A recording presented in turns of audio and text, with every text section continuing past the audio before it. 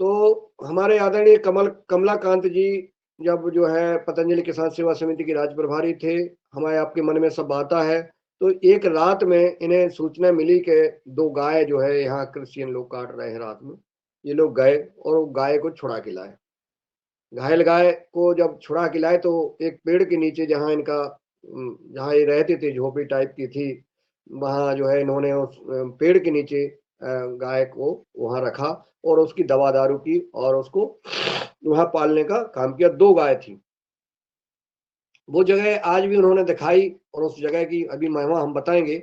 और आप लोगों से विनती है कि गाय के महत्व को जानने के लिए आज ये प्रत्यक्ष है, मेरे पास वीडियो है उनका, मैं वीडियो भी भेज सकता हूँ आप लोगों को। और मेरे पास पूरी स्टोरी है उनकी, जो उनके द्वारा जो बोली गई है, जो कहा गया है। और वो तो बिल्कुल सीधे सच्चे एक संत महात्मा आदमी है, सदग्रस्त महात्मा आदमी है माने। मैं तो उनको नंद बाबा कह के आया हूँ कि आप तो नंद बाबा हैं, क्योंकि जो गोधन जो आज पूंजी है, जो गाय माता 2 गाय से 6000 गाय कैसे हुई, बिना किसी के अपने मन में उन्होंने जब 2 गाय की सेवा पेड़ के नीचे करी, पेड़ के नीचे रख करके गाय माता को और उनकी सेवा शुरू कर दी।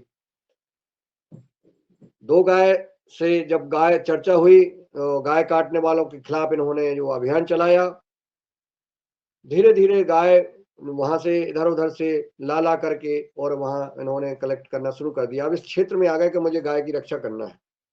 इन्होंने जो टीम बनाई और टीम बनाते हुए जब गाय वहां रही, फिर इन्होंने एक टीन शेड का तैयार किया। टीन शेड तैयार हुआ, गाय को रखा और धीरे धीरे गाय का विस्तार होता गया। लोगों ने सहयोग किया कि चलो अच्छा काम कर रहे हो। लोग वहां पर जो क्रिश्चियन भी थे उन्होंने ही जमीन दी, कुछ लोगों ने, इन्होंने जमीन वहां पर ली, कुछ ने दी, कुछ से छोटे छोटे कम कम पैसों में या दान करके, और धीरे धीरे धीरे धीरे उसका रकबा बढ़ाया। टीन सेट वगैरह कहीं किसी ना किसी सहयोग से, दान से वहां बढ़ते गए। और वहां पर एक अद्भुत चमत्कार हुआ कि उस एक महंत जी आए और वो नर्मदा परिक्रमा करके आ रहे थे, और वो कम से कम शिवलिंग लेके आए। लगभग वो बता रहे हैं कि वो 20-25 किलो के शिवलिंग है। वो शिवलिंग लेकर के और आए और बोले मैं नर्मदा जी की परिक्रमा करके यहाँ सीधा आ रहा हूँ। उन्होंने शिवलिंग को वहां विस्थापित कर दिया, उसी पेड़ के नीचे जहाँ 2 गाय की सेवा शुरू हुई थी। एक अद्भुत कोई चमत्कार मैं बता रहा हूँ, जो आज साक्षात होते हैं। उनने उनको वहां विराज दिया और बोले ये शिवलिंग यहीं रहेंगे, और वो चले गए। बस अब वो आज भी हमने दर्शन किए, आदरणीय हमारे कमलाकांत जी ने वहां दर्शन कराए, पूज्य स्वामी परमादेव जी महाराज जी को भी वहां के दर्शन कराए। उन्होंने बात कही, ये शिवलिंग जो है यहाँ विराज गए हैं और यहाँ पर उन्होंने फिर जड़ाऊ बनवा दी। और वहीं तो प्रथम जो है वहां आज भी गाय, और 2 गाय वहां बंधी ही हैं अभी भी। फिर जो है जब कोरोना काल आया, अब कोरोना काल में सारी जगह सब कुछ बंद हो गया, आना जाना सब कुछ। गाय माता के लिए कुछ नहीं था। इनकी धर्मपत्नी जी ने अपने जो है गहने बेच करके, सोचो आप, ये जो है जब हम कोई काम करते हैं तो परिवार का सहयोग भी कैसा होना चाहिए, ये आदरणीय कमलाकांत जी से देखा जाए, सुना जाए। तो उन्होंने जो है अपने गहने बेच करके और जो है इनको सहयोग किया और गाय माता को भूसा चारा देने की बात की। फिर इसके बाद भी जब उन्होंने देखा कि गाय माता भूखी है, तो इन्होंने फिर क्या किया कि जो है अपना जो अपना मकान है, उन्होंने मकान बेच दिया। मकान बेचना और गहने बेचना एक छोटी बात नहीं है। समर्पित भाव से गाय सेवा करते रहना, ये जो है इनका जारी रहा। कोरोना काल जब आया तो सब कुछ बंद हो गया। अब इनने कहा क्या करें, गाय माता भूखी, अब गाय माता रमा रही है भूखी, अब कहां से लाए, कहां जाए, सब कुछ सील हो गया था सब। और गोवा विशेष का सील था, क्योंकि वहां देश विदेश से लोग आते थे। इस पर बहुत ज्यादा जो है सख्ती थी, कोई भी व्यक्ति बाहर नहीं निकल सकता था। 6,000 गाय जहां पली हो और वहां कोई चारा भूसा कुछ भी ना हो, वहां की स्थिति क्या हो रही होगी। अब जो है जी आदरणीय संजय शर्मा जी हमारे उज्जैन महाकालेश्वर भगवान की नगरी से इस कार्यक्रम में जुड़ गए हैं, उनका स्वागत बंदन अभिनंदन है।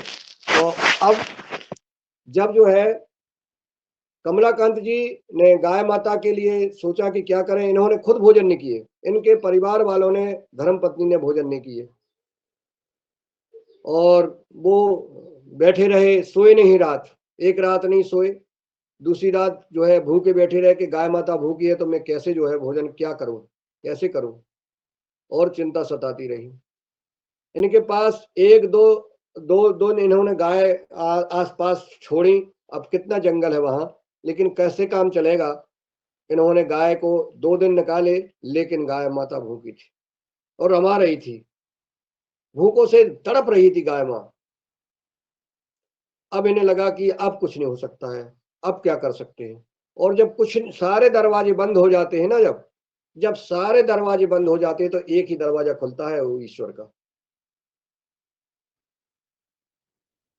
आदरणीय सत्येंद्र सिंह जी आपका स्वागत है। एक जब दरवाजा, जब एक, जैसे कहते हैं ना कि एक व्यक्ति, एक शक्ति को, एक व्यक्ति को, अगर एक लक्ष्य को हम जो है पर आधारित हो जाते हैं तो फिर जो है व्यक्ति की, जब इन्होंने सोचा कि अब कुछ नहीं है, अब तो ईश्वर आप, ये गाय माता, अब आप जानो मैं क्या कर सकता हूँ, ये पाप मुझे लगना है बहुत। उस समय एक आदरणीय कमलाकांत जी को किसी का कॉल आता है। देखिए ये रोंगटे खड़े कर देने वाली घटना है। 3 दिन कोरोना काल में जब कुछ नहीं हुआ गाय माता को, तो गाय माता, जैसा हमारे आदरणीय पियान जी दिखा रहे हैं गाय माता को, गाय माता के प्रति साक्षात, मैं ईश्वर की बात कर रहा हूं, उनके पास कॉल आता है कि जाइए बाहर ट्रक खड़े हैं, वो भूसा खाली करा लीजिए। वाह, कोई पता नहीं किसी का, किसी से कोई कांटेक्ट नहीं, इन्होंने किसी से कुछ पता ही नहीं कुछ। और जैसे ही पीछे जो है गए ये दौड़ते दौड़ते, तो वहां ट्रक खड़े हुए थे गौशाला के बाहर ऊपर। ट्रक कहां से आए, किसने कॉल किया, कोई पता नहीं। जैसे ही दौड़ते हुए कमलाकांत जी वापस आए, लेबर को ने जगाया, जल्दी जल्दी फटाफट फटाफट, उठो उठो उठो उठो, और उठा करके, और इन्होंने उनको लगाया कि जाओ वो ट्रक खाली करवाओ। ट्रक जैसे ही लेबर खाली करा रही थी, कमलाकांत जी ने वो कॉल करके और देखा कि किसका कॉल है, क्या है, इनको पता ही नहीं था पहले। आदरणीय हमारे ऊर्जावान राज्य संवाद प्रभारी आदरणीय सुनील कुबड़े जी, बैतूल जिले से आपका स्वागत बंदन अभिनंदन है। जब गाय माता, मैं गाय माता की चर्चा कर रहा हूँ, गोवा प्रवास की बात कर रहा हूँ आदरणीय कुबड़े जी, तो वहां पर जब गाय माता का चारा और भूसा जब वो कलेक्ट कर रहे थे लेबर, तब ये आए और इन्होंने फोन को देखा तो फोन बंद था, कोई कांटेक्ट नहीं। इन्होंने 16 दिन उस मोबाइल नंबर पे संपर्क करने का प्रयास किया, सोचिए, लेकिन 16 दिन तक वो मोबाइल बंद था। 17वें दिन वो मोबाइल, जैसे इन्होंने 17वें दिन फिर कॉल किया कमलाकांत जी ने, तो लगाया तो कॉल उठा और बोले मैं जो है 16 दिन से कॉल कर रहा था, आपका फोन बंद था। तो बोले क्यों, बताइए क्या बात है।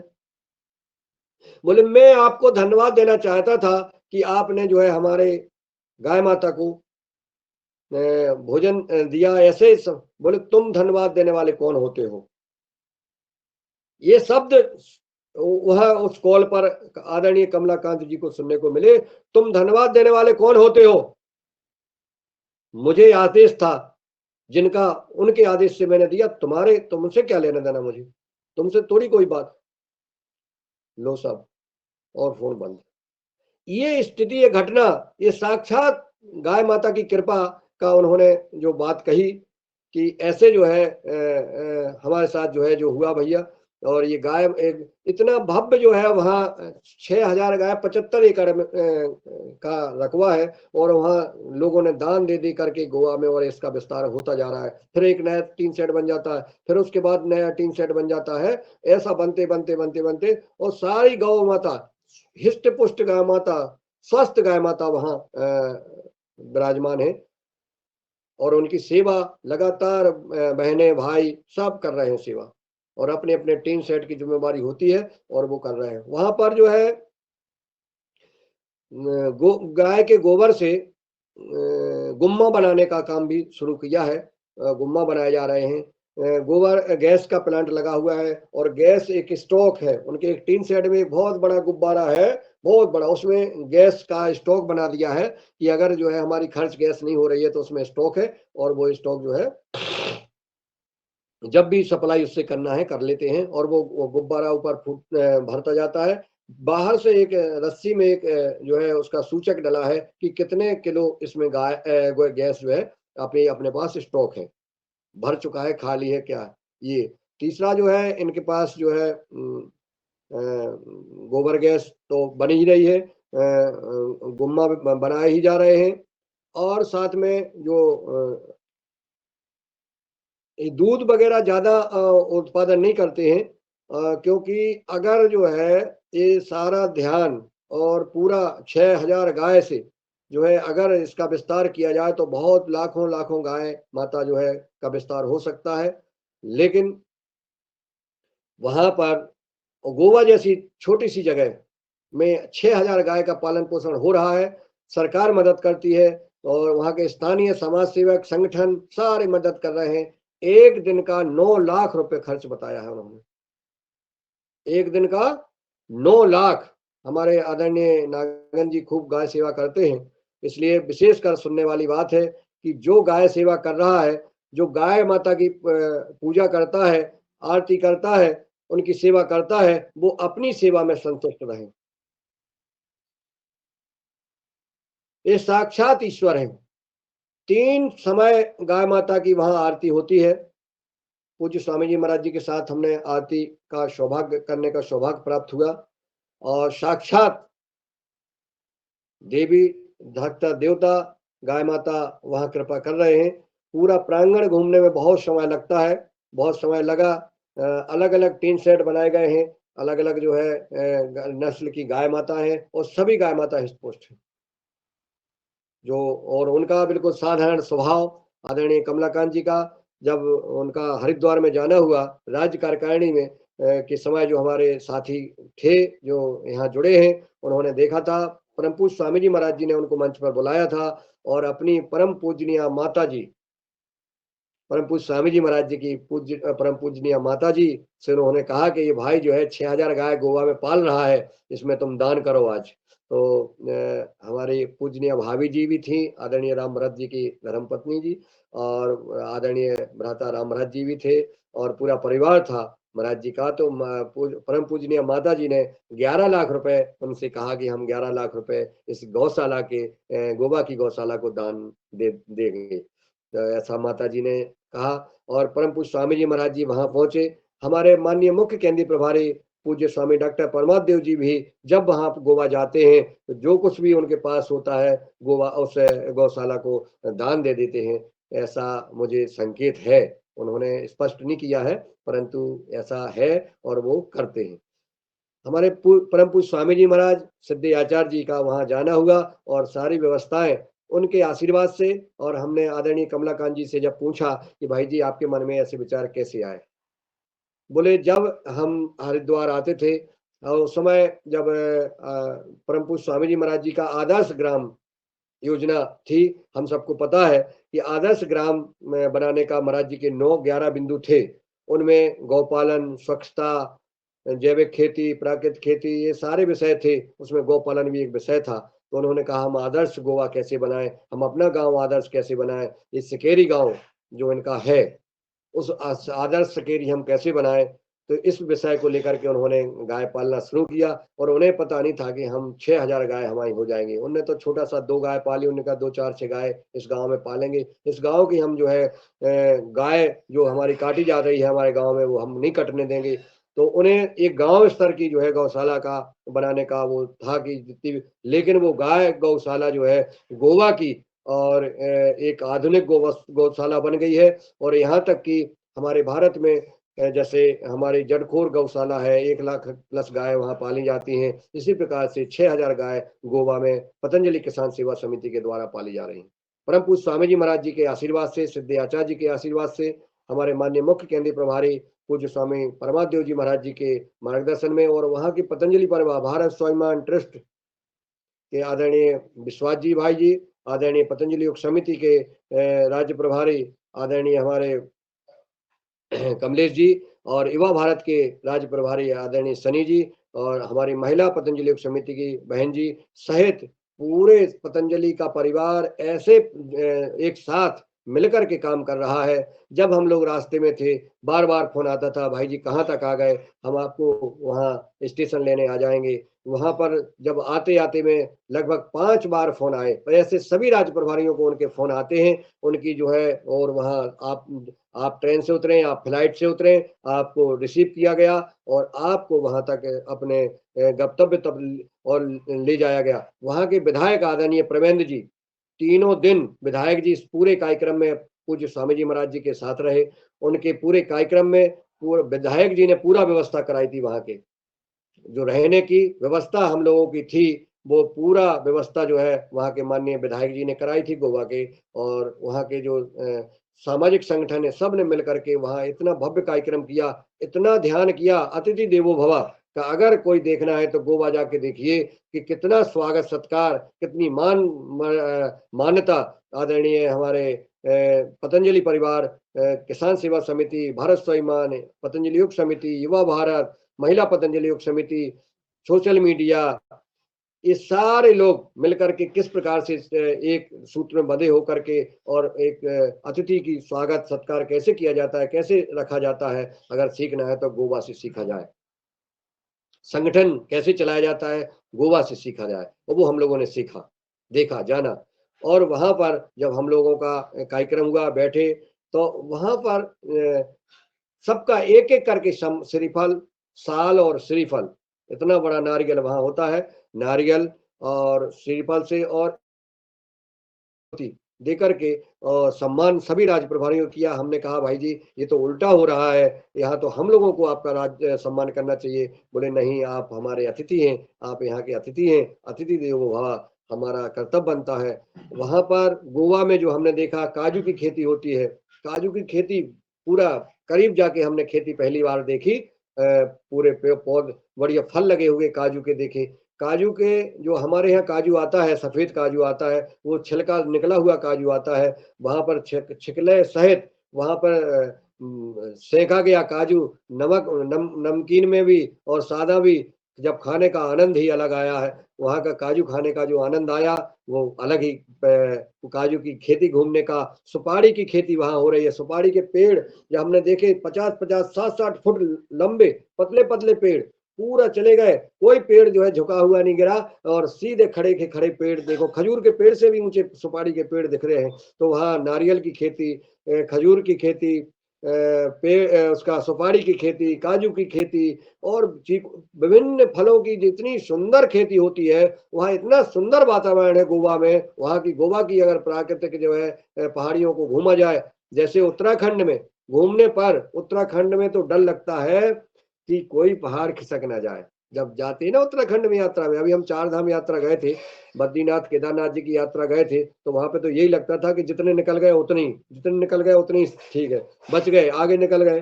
क्योंकि पहाड़ों के बीच नीचे नीचे से जो है अपना वाहन जाता है, तो लगता है कि कभी भी कोई भी खिसक सकता है, और खिसकता रहता है वहां।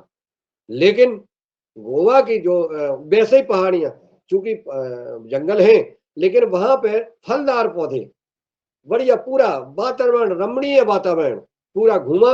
और वहां पे जो एक जहाँ विदेशी और लोग जो आधुनिक उसमें जाते हैं, तो वहां में हमने समुद्र भगवान के दर्शन करने गए, हम लोगों ने वहां दर्शन किए, देखा और उसके बारे में जाना। वहां लोग जाते हैं तो वहां जुआ खेलते हैं, वहाँ व्यभिचार करते हैं, वहाँ पे शराबी मांस, ये सारी चीजें वहाँ चलती हैं, जिसका एक व्यापार चल रहा है एक समुद्र में वहां जाकर के, जिसको गोवा की पहचान दिया गया है। लेकिन गोवा की ये पहचान नहीं, गोवा की भारतीय संस्कृति हमने देखी, भगवान परशुराम जी की धरती, वहाँ हमारे वीर शिवाजी की धरती गोवा है। और वहां पे बड़े बड़े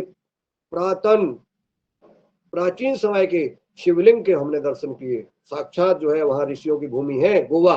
और लेकिन उसको कन्वर्ट करके और एक समुद्र की एक जो है एक जो व्यापार बनाया है उस पर आधारित कर दिया है। गोवा वो धरती नहीं है, गोवा वो धरती है। अगर हम इस क्षेत्र में ध्यान करें तो निश्चित जो है गोवा एक बहुत पवित्र जगह है, ऋषियों की जगह है। हमारे किसान नेता आदरणीय दिनेश कुमार निरंजन जी, आदरणीय मनीष यादव जी, आपका स्वागत है।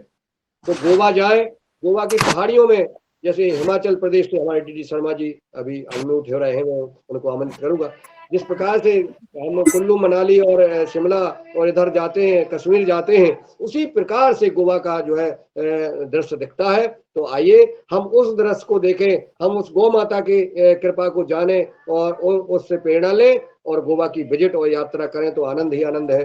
जब हम जाएंगे काजू के खेत में हाथ से काजू तोड़ करके जब हम खाएंगे, हम जाएंगे सुपारी का, हम जाएंगे वहां नारियल को तोड़ करके वहां देखेंगे, वहां केला इतना अच्छा होता है, सारे अखरोट सारे फ्रूट जो है, इतना फ्रूट जो है वहां शुद्ध, बिल्कुल शास्त्र। वहां केले में कोई केमिकल डाल के केला नहीं पकाया जाता है, हाथ का डाल का टूटा हुआ केला, इतना लंबा लंबा केला जो है हम लोगों ने देखा।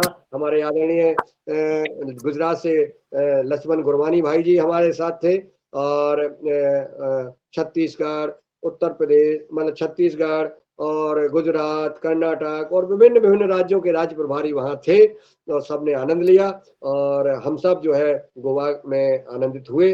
हमने जो प्रेरणा ली वहां से कि हमें गाय माता की, अब हमें विश्वास है, कष्ट आते हैं, गाय माता के उसमें विरोध की बातें होती हैं, समस्याएं आती हैं, आएंगी सबके साथ। अभी जैसे शरद भैया रमेशन मेहरा जी ने एक गौशाला का संचालन करने का प्रयास किया था, उसमें बाधियां आई, व्याधियां आई, लेकिन हम एक वादा करते हैं आज कि आदरणीय शरद भैया, आदरणीय रमेशन मेहरा जी या जो भी भाई गौ पालन की इच्छा जाहिर कर रहे हैं, निश्चित आपके पुण्य प्रताप है, आप लगे रहिए और आपको सफलता मिलेगी, ऐतिहासिक सफलता मिलेगी, ये हमें पूर्ण विश्वास है। लेकिन हमें सबको लगे रहना है, ये हमारे परीक्षा की घड़ी होती है। गाय माता की कृपा आप सब पर बनी रहे। और अभी 7:30 बज रहे हैं, तो मैं चाहूंगा कि हम लोग आपस में संवाद कर सकते हैं, और चूंकि हमारा मन, हमारा भाव और हमारा विचार, अभी हम जो गौशाला का संचालन कर रहे हैं, जैसे चूंकि गौशाला का संचालन करना कठिन तो है, लोगों को वो भाव होते हैं कि यहाँ अरे इतना ये आ रहा है, उतना ये आ रहा है, ऐसा लोग कई प्रकार के लोग हैं। यहाँ गाय गाय ग्राम पंचायतें गौशाला का संचालन कर रही हैं, सरकार जो है 40 रुपए दे रही है गाय को पालने का, लेकिन लोग उसमें भी उसका गाय माता का भी भोजन कर रहे हैं, उनका भूसा के पैसे खा रहे हैं, और गाय माता को भूखों तड़पा तड़पा के उनकी मौत हो जा रही है। इतना पाप कर रहे हैं लोग, लेकिन समझ नहीं रहे हैं कि हम कितना बड़ा पाप कर रहे हैं। लगातार ग्राम पंचायतों द्वारा संचालित या विभिन्न जगह ऐसी जो है गौशालाओं का संचालन बहुत जगह हो रहा है, उस पर भी हमें ध्यान देना चाहिए और ध्यान देंगे। हम भी इस विषय पे अब आगे चर्चा करेंगे, क्योंकि अब जो है लोगों की मंशा देखी गई है, जब जहां अगर ठीक काम होता है वहां भी लोग विरोध करना शुरू कर देते हैं। राक्षसों वाली प्रवृत्ति जहां आ जाती है, वहां हमें संघर्ष भी आती आवश्यक है। और गाय माता के लिए जितना जो कर सके, हमारे देख रहे हैं बॉर्डर पे या शहरों में, महानगरों में कितना जो है गौ कसी हो रही है, लगातार वाहन पकड़े जा रहे हैं, लेकिन गौ सेवक पकड़ रहे हैं, प्रशासन नहीं पकड़ रही है। पुलिस को पकड़ते ज्यादा इतना नहीं देखा गया है। अभी हमने एक पोस्ट देखी है कि गधा पालने के लिए 50 लाख का लोन जो है सरकार ने घोषणा की है, गधा पालने के लिए, गाय पालने के लिए नहीं, गधा पालने के लिए। तो ऐसा लगता है कि, मुझे तो लगता है कि विनाश काले विपरीत बुद्धि। गाय जब तक, मैं कहता हूँ गधा पालो, घोड़ा पालो, गधा पालो, चीता पालो, शेर पालो, बिलैया पालो, कुत्ता पालो, पालो। हमें किसी जीव, वो तो जीव है। हम तो सर्वे भवन्तु सुखिनः सर्वे सन्तु निरामया सर्वे भद्राणि पश्यन्तु मां कश्चित् दुःख भावे। सभी जीवों का कल्याण हो, सब जीव की सेवा हो, जीव, लेकिन सबसे पहले पहले गाय माता जो को पालो, गाय माता संरक्षित कर दो और सारे जीवों को संरक्षित कर दो, कोई दिक्कत नहीं है। लेकिन गाय छोड़ के अगर गधे को पालने की बात अगर सरकार करेगी तो ये ठीक नहीं है। इस पर विचार करना चाहिए। ये खुला मन है, ऐसी कोई दिक्कत नहीं है। मैं कह भी रहा हूँ कि अगर गाय बचेगी तो देश बचेगा, और देश बचेगा तो आप हम सब बचेंगे। नहीं तो न गधे बचेंगे, न चीता बचेंगे, न कुछ नहीं बचेगा, न आप बचेंगे, न हम बचेंगे, न कोई नहीं बचेगा। गाय माता जब प्रलय और होता है, जब सृष्टि होती है, ये सब जो है गाय माता संत, ब्राह्मण, भूदेव की प्रार्थना, आराधना से ही हम सब इस धरती माता पर आज सुरक्षित हैं और इनका सम्मान, इनकी सेवा हम सबका कर्तव्य है। इनकी मान मर्यादा जितना हम कर सकते हैं, बड़े भाग मानस तन पावा, ये मानव का शरीर मिला है, तो जितना सेवा कर सकते हैं हम बड़ों का सम्मान करें, हम वाणी, विचार, व्यवहार हमारा जो है अच्छा हो, हमारी सात्विक, तात्विक और वास्तविक स्थिति को हम जिए, हमारा मन, वाणी और शरीर से जो है शुद्ध व्यवहार हो, हमारी रात्रिचर्या और दिनचर्या और ऋतुचर्या और जो है ठीक ठाक रहे, इस भाव के साथ मैं अपनी वाणी को विराम देता हूँ और आप सबसे निवेदन करता हूँ कि निश्चित हमारे आदरणीय डी शर्मा जी की निर्देश है, तो आदरणीय शरद वर्मा जी इसका संचालन करेंगे और जो है तो फिर इस पर अपन चर्चा करते हैं।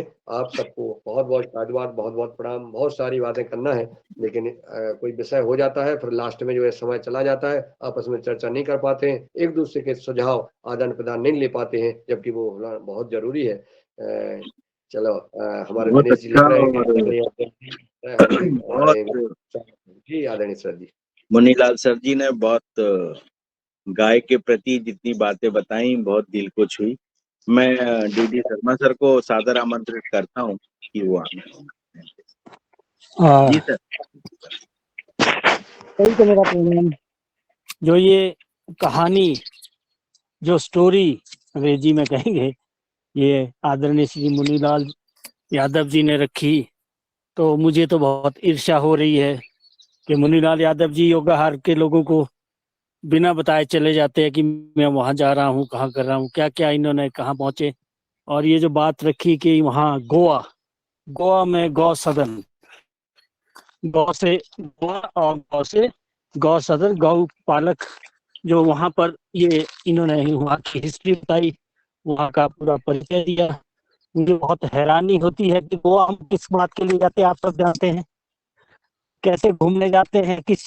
अगर लोग जो आजकल के नौजवान या हम भी कहते हैं कि गोवा किस बात के लिए मशहूर है, मुझे तो बहुत हैरानी हुई कि आज इन्होंने वहाँ का जो परिचय दिया, ये बहुत ही मतलब ये हैरानी वाली बात है कि ऐसी गोवा को इस तरह से पेश किया जा रहा है। मुझे तो बहुत अफसोस हो रहा है कि हम संस्कृति को किस तरह से, वहाँ की संस्कृति जो है उसको हम प्रताड़ित कर रहे हैं और उसको दबाया जा रहा है। तो ये आदरणीय श्री मुनीलाल जी ने जो आज का ये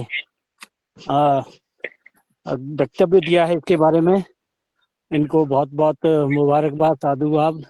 मैं यही कहना चाहूँगा कि अगर हमने योगाहार का कार्यक्रम करना है तो हमारा स्थान जो है वो गोवा होगा। ये मैं आपसे सभी से निवेदन करना चाहूँगा, ज़्यादा वक्तव्य नहीं देना चाहूँगा। धन्यवाद, शुभ आशीर्वाद। जी धन्यवाद आदरणीय शर्मा जी। निश्चित हमने आदरणीय कमलाकांत जी से निवेदन किया है कि 1, 2, 3 मई को हमारा योगाहार कार्यक्रम का वार्षिक उत्सव होता है और उसमें चर्चा भी लगभग चल रही है। अभी हमने सोचा था कि अपन योगाहार में चर्चा करेंगे, अब तो आदरणीय पवन जी का इंतजार वेट था, तो अब आदरणीय पवन जी योगाहार कार्यक्रम में शुरू कर दिया है ना, तो अपन चर्चा करेंगे उसमें। और विचार ही बनाया गया था कि आदरणीय हमारे आचार्य जी देवव्रत जी, जो हमारे राज्यपाल हैं महामहिम जी, वो भी उस कार्यक्रम में शरीक होंगे।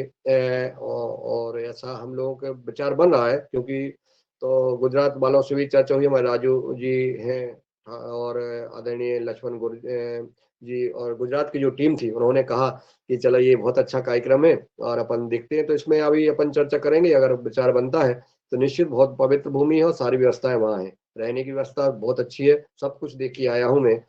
तो ये जो संदेश जाएगा देश में कि गोवा किस लिए जाते हैं, इसलिए ध्यान जो कन्वर्ट करना है, नहीं तो ये सिर्फ जाता है कि वहाँ गोवा सिर्फ व्यक्ति क्यों जाते हैं, तो ये कन्वर्ट हो जाएगा और इस नई युवा पीढ़ी को जो ये दिशा मिलेगी। जी ओ जी शरद भैया।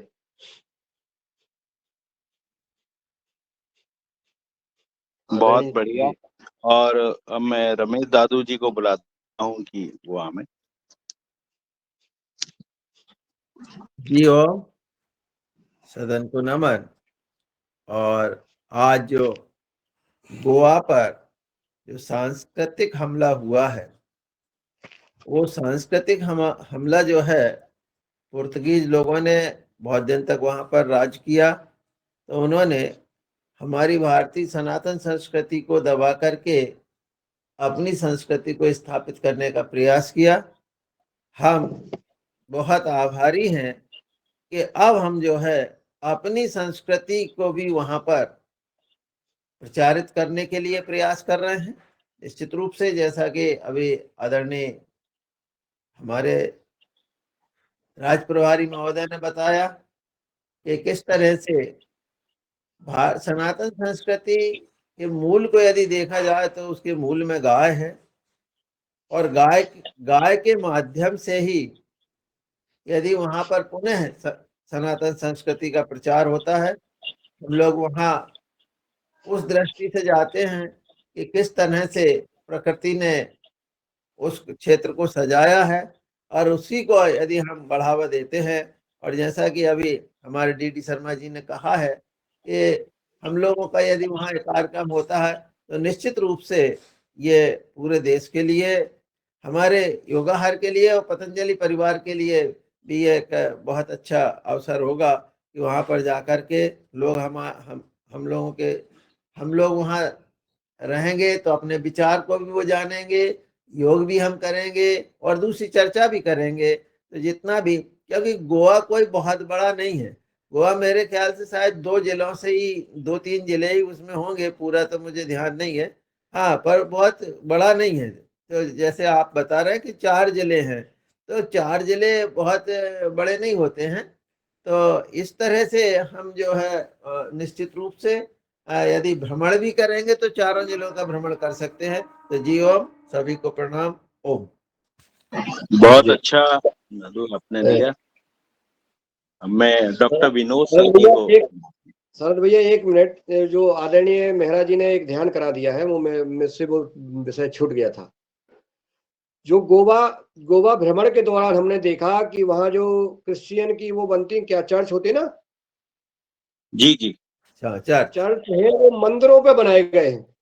जिस प्रकार से यहाँ अपने बनारस या अपने कहीं कहीं जो है, जो मंदिरों के ऊपर जो है मस्जिदें बनाई गई, चाहे वो मथुरा से लेकर के, इसी प्रकार से गोवा में मंदिरों के ऊपर एक शिव मंदिर है, वहाँ चर्च बना है। उस चर्च पे जो वो तीर ऐसे निशान होता है ना, वो ऐसा, वो आज भी नहीं लगता, वहां आज भी खड़ा नहीं हो सकता है। आज वहां बना बना के परेशान है वो क्रिश्चियन, वो खड़ा होती ही नहीं, वो गिर जाता है, क्योंकि वहां मंदिर है और मंदिर के आकार को उन्होंने चर्च का रूप दिया है। आज भी वहां अभी लोग जाके देखते हैं। हमने कहा मैं बाहर ही रहूंगा, मैं नहीं देखूंगा, मैं उसके अंदर नहीं जाऊंगा, मैं नहीं गया। जैसे हम मथुरा में जन्मभूमि पर एक बार गए और इतना गुस्सा आया कि लगता था कि पत्थर उठा के मारूं वहां, इसलिए मैं ना तो जन्मभूमि जाता हूं और ना उस चर्च में गया, क्योंकि बहुत मूड खराब हो जाता है। तो अपना मंदिर के ऊपर कोई वो करके और इतना अतिक्रमण करके कोई बैठ जाए तो पाप तो है ही।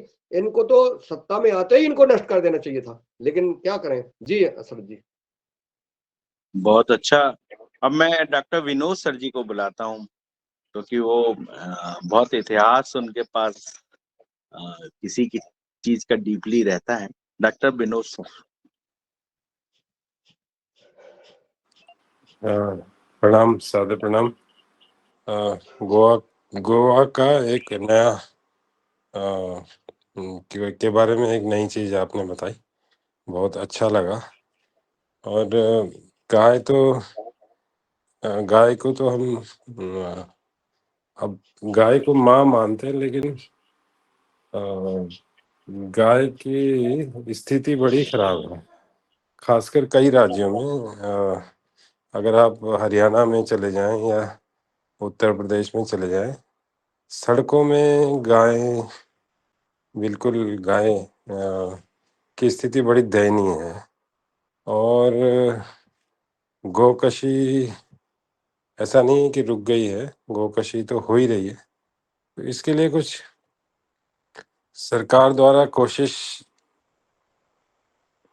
क्या कह सकते हैं, इसको की गई है या नहीं की गई है, इसके बारे में भी कुछ कहना कई जगह जो जैसे हमारे मुनीलाल जी ने कहा कि जो गौ रक्षक हैं वो एक सुफुर्त क्या क्या बोलते हैं, अपने आप पैदा होने वाला ये एक वो है, अपने आप इस तरह से लोग अपने आप आगे आए हैं। और जैसे देहरादून में भी जो एक हमारे हैं जो उन्होंने यहाँ पे इस तरह से काम शुरू किया था, तो लेकिन अभी लोग जो है उसमें कुछ उसकी तरफ कोई ज़्यादा बहुत ज़्यादा इंटरेस्ट नहीं ले रहे हैं। तो ये थोड़ा सा मुझे लगता है कि लोगों में जागरूकता लाने की भी आवश्यकता है, क्योंकि जब हमारे कई जो मिनिस्टर्स हैं वो भी जब इस तरह के वक्तव्य देते हैं गाय के प्रति तो वो बड़ा बुरा लगता है। और इसलिए हमें असल में हमें तो बचपन में यही बताया गया कि गाय जो है माता है। माता इसलिए माना गया क्योंकि मतलब एक धार्मिक वो तो ठीक है, लेकिन जो माँ का दूध है और गाय का दूध है उसमें बहुत समानता है। इस एक एक ये भी है कि जब बच्चा छोटा होता है तो अगर माँ को दूध की कमी होती है तो उसको कहा जाता है गाय का दूध कहते हैं। तो इसका वैज्ञानिक तौर पे भी ये सिद्ध है कि गाय का दूध और माँ का दूध उसमें समानता, बहुत ज़्यादा समानता होती है। तो इसलिए हमें गाय को किस तरह से बचाया जाए उसके बारे में अगर छोटे छोटे प्रयास भी हों तो भी काफ़ी रहेगा। धन्यवाद, प्रणाम। जी, बहुत बहुत धन्यवाद डॉक्टर साहब, आपका जो सुझाव और आपका आशीर्वाद हमेशा हम सबको मिलता है। जी, आदरणीय अजीत कुमार जी बहुत दिनों में दिख रहे हैं, तो सर जी उनको भी बुला ले, उनका भी मार्गदर्शन जी हो जी जाए। मैं बुलाता हूँ, अजीत सर जी को बुलाता हूँ। सर अजीत सर जी सादर आमंत्रित हैं।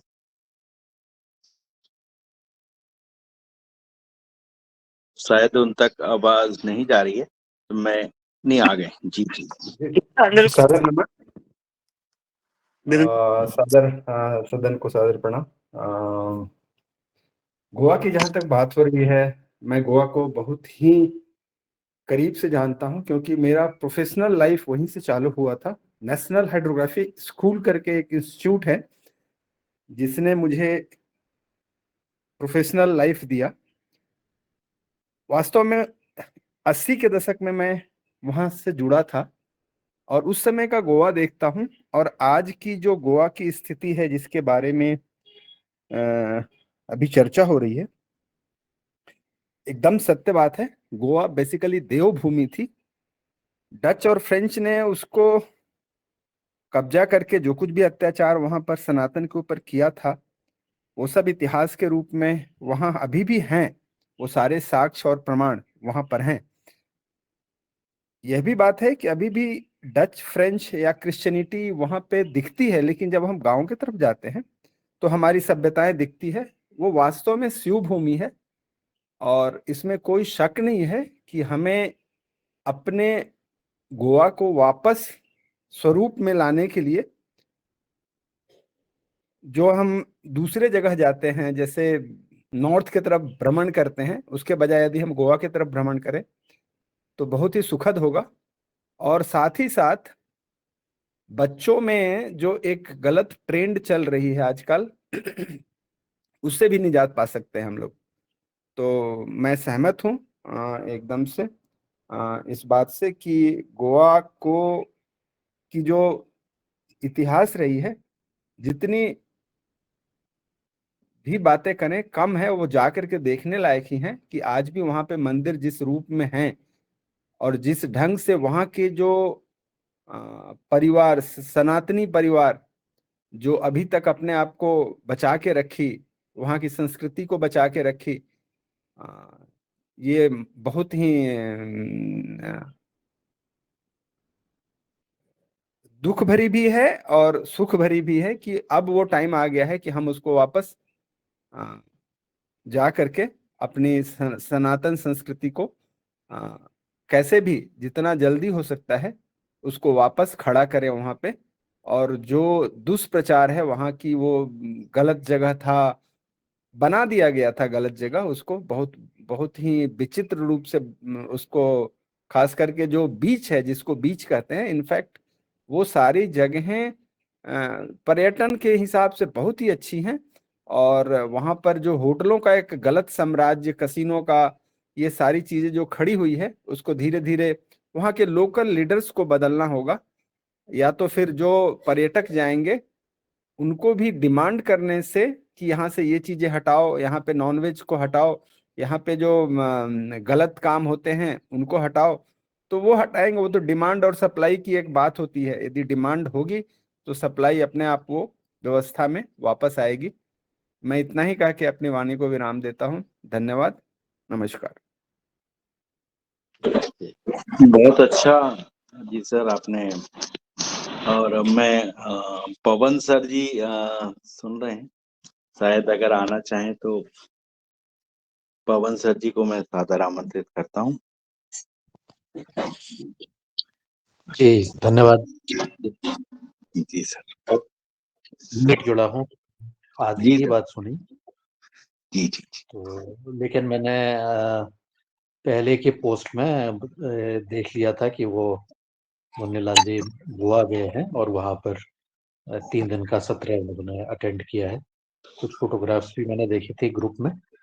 तो जहाँ तक के गोवा की मेरी समझ है, उसके बारे में जानकारी है, तो मुझे बहुत ज़्यादा जानकारी नहीं थी पहले। पहले यही होता था कि वहाँ पर एक ये जो जगह है एक टूरिस्ट स्पॉट है और बहुत सारे टूरिस्ट हैं, और इसको 1961 में या 62 में भारत ने अपने कब्जे में फिर से ले लिया था गोवा की कॉन्क्वेस्ट का, क्योंकि वो पोर्चुगीज के अंतर्गत उसका कंट्रोल था।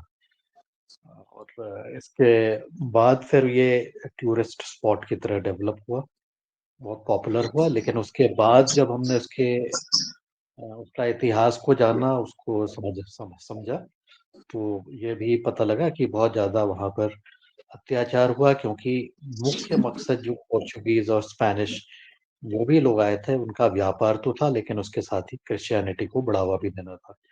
तो वो जो स्थानीय वहाँ के हमारे लोग थे, उनको कन्वर्ट करने के लिए काफ़ी अत्याचार किया। उसकी चीज़ें अभी भी वहाँ पर दिखाई देती हैं, और जो भी मंदिरें हैं, जो भी चीज़ें वहाँ पर पहले से थी, उसको ध्वस्त किया गया। और ये जो चीज़ें हैं, ये सारे विश्व में इसी तरह से ही जहाँ-जहाँ पर भी ट्रेड के साथ उसके साथ क्रिश्चियनिटी ज़रूर जुड़ी, या बाकी जो चीज़ें थी वो ज़रूर जुड़ी, और उसके आधार पर ही उसको परिवर्तित किया, चाहे अमेरिका हो, चाहे साउथ अमेरिका हो, चाहे और जो कॉलोनीज़ बनी जहाँ पर क्रिश्चियनिटी हुई, वहाँ पर इसके आधार पर ही वो परिवर्तित कर पाए। गोवा में काफ़ी हद तक के वो अपने चीज़ों में सफल रहे, बाकी जगह पर उतनी ज़्यादा सफलता नहीं मिली। कुछ एक जगह पर ज़्यादा उनको सफलता मिली। तो अब जो विचार है कि अपना योगाहार कार्यक्रम वहाँ पर किया जाए, तो हम लोग बातचीत करेंगे। मुझे लगता है कि ज़रूर इसमें चर्चा करनी चाहिए, और आने वाले समय पर जब भी ऐसा मौका मिला, क्योंकि अब मार्च का महीना शुरू हो गया है, मार्च अप्रैल केवल 2 ही महीने बाकी हैं। तो अगर वहाँ पर कोई कार्यक्रम करने के बारे में है, तो उस पे ज़रूर विचार करें, और जितने भी लोग सीरियसली वहाँ पर जाकर के विचार विमर्श करते हुए कुछ सीखना समझना चाहते हैं, ज़रूर उसका मेरी तरफ से पूर्ण समर्थन है। सबको नमस्कार, धन्यवाद। बहुत अच्छा सर, आज सदन में आपकी आवाज गूंजती है तो हमें बहुत शक्ति मिलती है। ऐसे ही आप हमेशा हमें मार्गदर्शन देते रहें। अब मैं शशिकांत सर जी को बुलाता हूँ कि आप भी अपना विचार रखें। शशिकांत सर। शरद भैया जी, किसी को ऐसा कर लो कि किसी को करना है, जी क्योंकि हाँ, जो स्वेच्छा से करना जी चाहते हैं। आदरणीय प्रणाम सभी को। बड़ा अच्छा विचार पवन सर ने रखा, इसके लिए बहुत बहुत धन्यवाद। मेरा ये है कि गौ मैया को अगर हम लोग नहीं बचाएंगे तो निश्चित रूप से हमारे समाज में, हमारी प्रकृति में, हमारी खेती में इसके बहुत दुष्परिणाम आएंगे। तो इसके लिए हम लोगों को प्रयास करना है कि अपने क्षेत्र में, हमारे यहाँ गांव में ये समस्या रहती है कि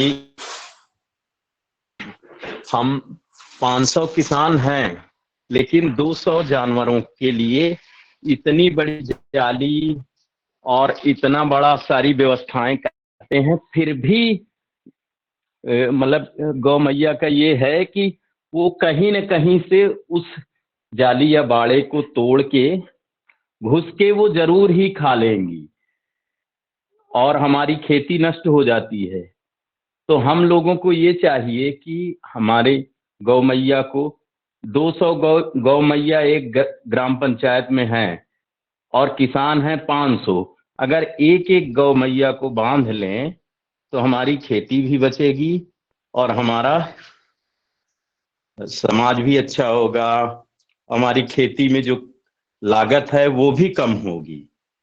लेकिन गांव में सभी लोग यही बोलते हैं कि बड़ी समस्या है गायों को लेके, गौ मैया को लेके, लेकिन ये कोई नहीं सोचता कि एक गौ मैया को एक एक को बांध लें तो 200 लोगों की ही बांधना पड़ेगा। बारी बारी से उसको बदल के भी कर सकते हैं, लेकिन ऐसा कोई नहीं करता। अगर ये चाहे तो ये सारी समस्याएं सारी रात रात ताकने के लिए खेती लोग लगे रहते हैं, लेकिन कोई भी ऐसा नहीं सोचता कि हम उनको बांध लें। बस यही कहना चाहते हैं। धन्यवाद जी, बहुत अच्छा। और ये जो आपकी पीड़ा है ये बिल्कुल बहुत सच है कि जो आप गाय के अपने प्रति आदरणीय शरद वर्मा जी को आमंत्रित करते हैं कि आप अपने विचार रख के और फिर जो है समापन करेंगे, तो आप रह जाएंगे। अभी डॉक्टर और किशोर सर को और बुला लें। डॉक्टर किशोर सर के भी जी विचार बहुत स्वागत। महत्वपूर्ण होते हैं। डॉक्टर किशोर सर।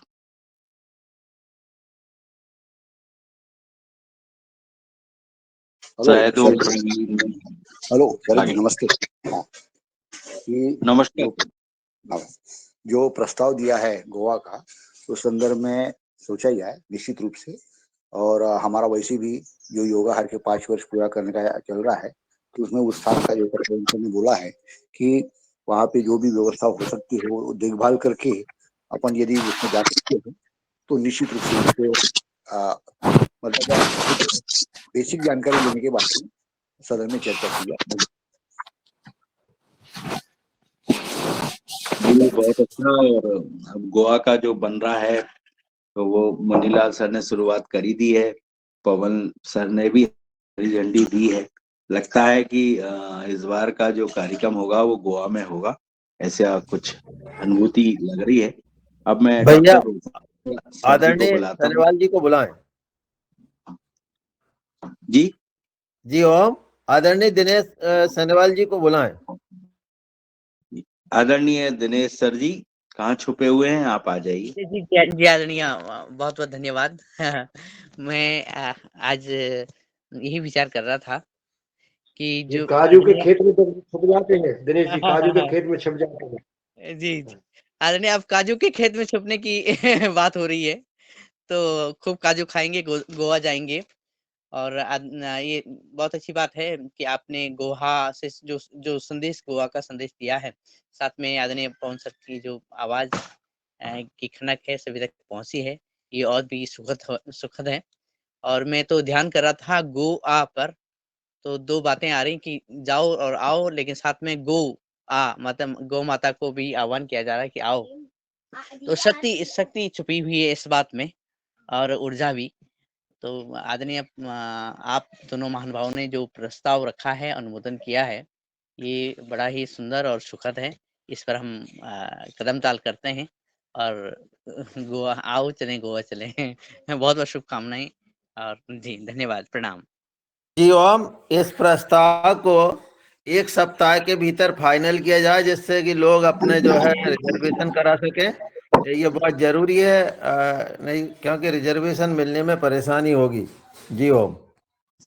बहुत अच्छा दादू, और दादू ने बात को रिजर्वेशन तक पहुंचा दिया है। इसका मतलब है कि अब लगभग सभी सदस्यों ने हरी झंडी दे दी। डॉक्टर रोशनलाल सर कहाँ छुपे हुए हैं, अगर वो आ जाए। Doctor Roshanlal sir.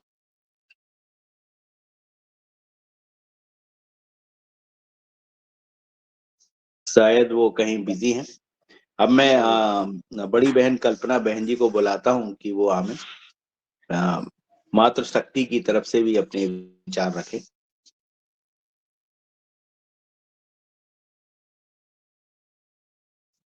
कल्पना बहन। ओम सदन को प्रणाम, गुरु सत्ता को नमन। गोवा की इतनी अद्भुत बातें सुनकर मन बहुत प्रफुल्लित हुआ है। बस मन अब तो गोवा में ही रमने लगा है, क्योंकि जो बातें हमने सुनी थी, देखी थी, जो बीच में, तो वो ये जो युवा पीढ़ी है, उनका बस गोवा नाम सुनते ही उनको चेहरे पे अलग से एक मुस्कान आती थी कि वहाँ गलत चीजें होती है। लेकिन गोवा गौ माता की भूमि है, यह जानकर और समझकर वहाँ देखेंगे प्रत्यक्ष रूप से। और हम जो योगाहारी है, जो फिर और हजारों लोगों को जो बताएंगे, और वहां जाने से कि गोवा जाएंगे तो सभी लोग सवाल करेंगे, गोवा जा रहे हो, यही सवाल होगा, वहां पे तो ऐसी चीजें होती है। तो हम वो समझाने के लिए प्रत्यक्ष रूप से देख कर समझाएंगे और वहां से दिखाएंगे कि गौ माता की भूमि और देव भूमि है। यही जानकर सोचकर अभी से आनंद हो रहा है, हर्षित हो रहा है, मन प्रफुल्लित हो रहा है। ओम जय माँ भारती। वो बीच पे योग करें और अपना योग करें और योग करें।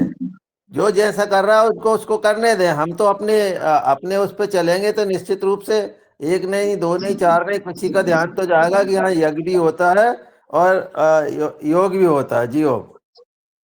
बहुत अच्छा। और मातृशक्ति की तरफ से जो दीदी ने बातें रखी हैं बहुत महत्वपूर्ण है।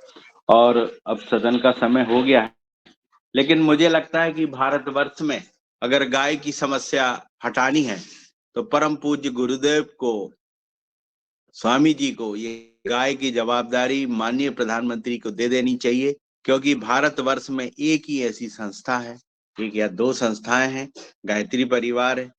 ये 2 संस्थाएं हैं जो पूरी भारतवर्ष की गाय को संभाल सकती हैं। सड़क पर एक भी गाय दिख नहीं सकती अगर ये 2 इतनी महाशक्तियां जो हमारे भारतवर्ष में उभरी हैं, ये दोनों संभाल सकती हैं। और पूरी गौशालाएं और जो भी फंड है भारत सरकार के, राज्य सरकार के, सभी फंडों को इनमें समाहित कर देना चाहिए। और इन महाशक्तियों को, जो हमारी शक्तियों को बढ़ा रहे हो, गौ माताओं को संभालने के लिए इन्हें दे देनी चाहिए। मेरी ऐसी सदन से गुजारिश है और ऐसा प्रस्ताव रखना चाहिए। माननीय प्रधानमंत्री जी को इस चीज में जल्दी निर्णय लेना चाहिए। और ये जो मंत्रालय हैं, जो गौ से संबंधित मंत्रालय हैं, वो भी इन्हीं को समर्पित कर देना चाहिए। गाय कभी भी दिखेगी नहीं और एक नई ऊर्जा के साथ पूरे भारतवर्ष में गाय की अगर पहचान कोई दिला सकता है तो वो स्वामी जी दिला सकते हैं, गायत्री परिवार दिला सकते हैं। जी ओम, प्रणाम। तो हमारे हिमाचल से पिंकी देवी जुड़े हैं, अगर वो कुछ वक्तव्य कहना चाहे तो उनको भी आमंत्रित किया जाए। पिंकी देवी जी, अगर पिंकी दीदी अगर हैं तो मैं सादर उन्हें आमंत्रित करता हूं कि वो भी सदन में अपने विचार रखें। जी दीदी सादर आमंत्रित हैं।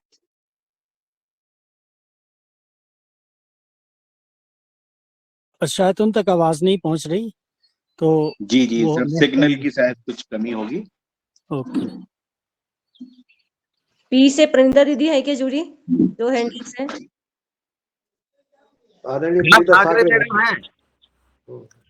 जी है। जी सदन को प्रणाम। ठाकरे बहन जी होंगे। जी, आदरणीय शरद भैया जी ने बड़ी श्रेष्ठ बातें रखी हैं गौ माता के लिए।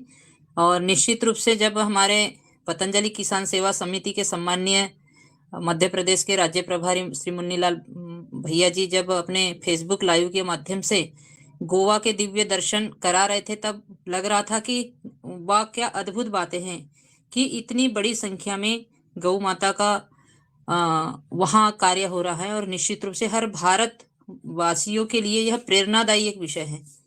और जैसे कि आदरणीय शरद भैया जी ने कहा कि जो सड़क पे दिखने वाली गाय माता है, इनकी जो दुखद एक पीड़ादायक एक कहानी है, कथा है, व्यथा है, निश्चित रूप से अगर पतंजलि और गायत्री परिवार को हमारी भारत सरकार, हमारी राज्य सरकार अगर निश्चित रूप से ऐसी कोई योजना बनाकर इन दोनों संगठनों के सुप्रीत करती हैं, तो निश्चित रूप से गाय माता बड़ी संख्या में बचेगी और गांव गांव तक कार्य करता है। तो ये हम सबके लिए भी प्रेरणादायी है और हम सब भिड़ करके गाय माता के लिए कार्य कर रहे हैं, करेंगे। और निश्चित रूप से गाय माता की सुरक्षा होगी और गाय माता राष्ट्र माता घोषित हो। हमारे मुन्नीलाल भैया जी सदैव लिखते हैं, गाय माता बचेगी देश बचेगा, गाय माता बचेगी राष्ट्र बचेगा, गाय माता बचेगी संस्कृति बचेगी और गाय माता बचेगी हम सब बचेंगे। गाय माता बचेगी प्रकृति बचेगी। गाय माता पर ही सब कुछ निर्भर है और विश्व शांति कल्याण के लिए, भारत की शांति के लिए गाय माता की सुरक्षा, गाय माता को बचाना ये परम ध्येय है। इन्हीं शब्दों के साथ में अपने वाणी को विराम देती हूँ। जय हिंद, जय भारत, ओम वंदे मातरम। बहुत सुंदर जी, बहुत सुंदर दीदी। और हमारा प्रयास है और हम हमेशा मुनीलाल सर जी से बोलते हैं कि ये बाती दमदारी से रखें। और हम तो चाहते हैं भारतवर्ष के जो मंदिर है उनकी जो भी राशि सरकार लेती है उसको सीधा गौ माताओं से जोड़ दिया जाए।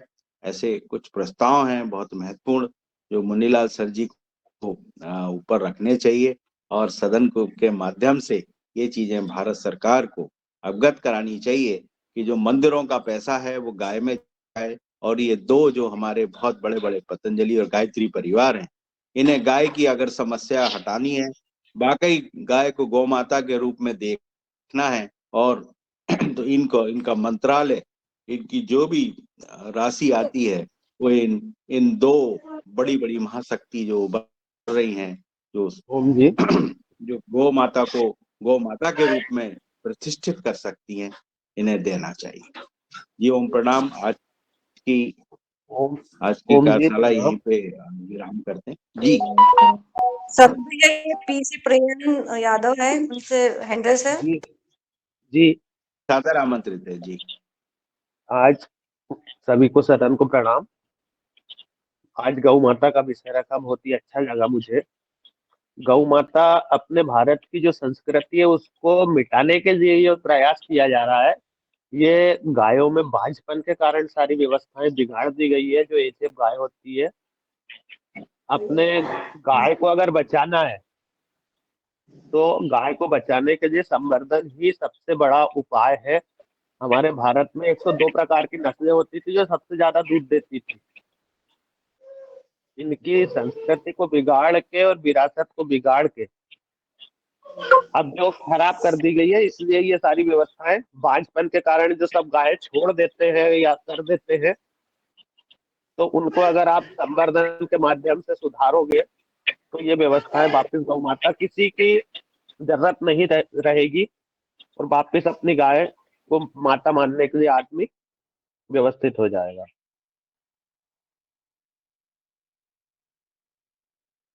जी ओम।